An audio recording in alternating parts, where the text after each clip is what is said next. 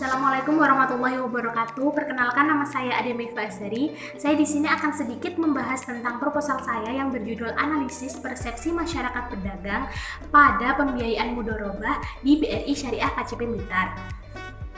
Bab pertama pendahuluan. Poin pertama, saya akan membahas tentang latar belakang. Beragam persepsi, sikap, dan perilaku masyarakat pada bank syariah diantaranya disebabkan oleh rendahnya pemahaman dan pengetahuan masyarakat itu sendiri, terutama disebabkan oleh adanya domisili bank konvensional dan produk bagi hasil yang ditawarkan oleh bank konvensional itu lebih menarik banyak nasabah, sehingga minat dari masyarakat untuk menggunakan produk bank syariah itu menjadi sedikit, sehingga perlu adanya penelitian lebih lanjut mengenai persepsi masyarakat pedagang pada pembiayaan bagi hasil, terutamanya pembiayaan mudharabah di BRI Syariah KCP Blitar. Poin yang kedua yaitu rumusan masalah. Rumusan masalah pertama saya, bagaimana persepsi pedagang pada akad pembiayaan mudharabah di BRI Syariah KCP Blitar, dan rumusan masalah saya yang kedua, bagaimana penerapan dari pembiayaan mudharabah di BRI Syariah KCP Blitar. Selanjutnya saya akan membahas tentang kajian pustaka. Saya mengambil dua jurnal, yaitu dari jurnal nasional dan jurnal internasional. Dari jurnal internasional dari peneliti Ida Lailatul Rahmah pada tahun 2015 yang berjudul Persepsi Pedagang Kecil di Pasar Bintaro terhadap Pembiayaan Mudharabah di BMT Made Demak.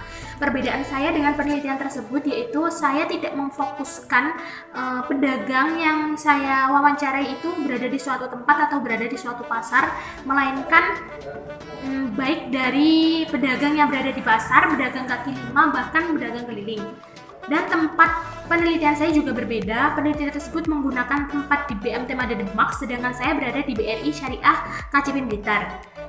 Jurnal yang kedua yaitu dari Habibah Umar dan Muhammad Yusuf pada tahun 2015 yang berjudul Central Bank Impact on Mudharabah Financing in Islamic Bank, The Case of Standardnya.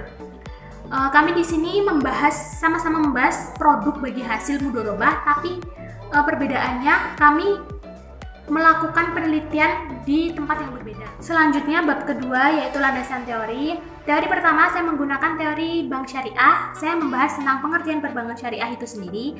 Dan teori yang kedua yaitu pembiayaan. Saya membahas tentang pengertian pembiayaan bagi hasil, dan pembiayaan mudharabah.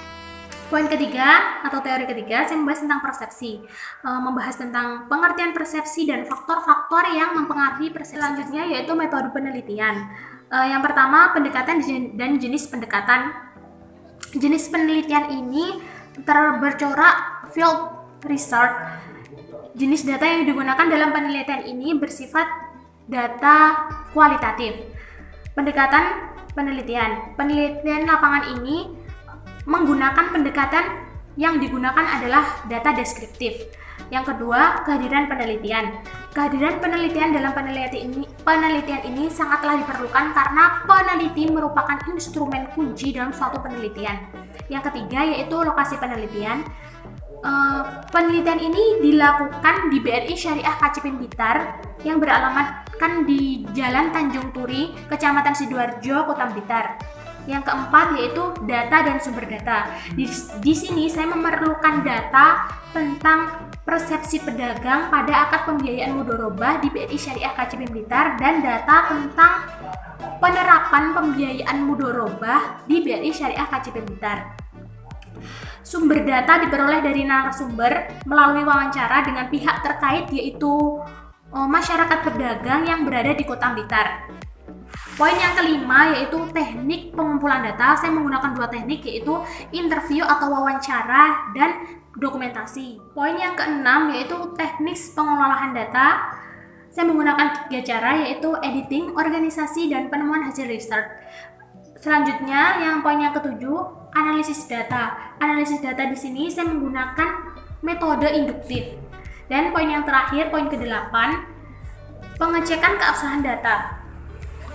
Yang pertama, peneliti melakukan perpanjangan pengamatan. Yang kedua, peneliti meningkatkan ketekunan. Dan yang ketiga, adanya triangulasi.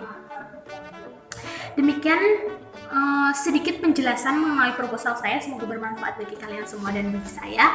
Kalau ada kurang lebihnya, saya mohon maaf yang sebesar-besarnya. Wassalamualaikum warahmatullahi wabarakatuh.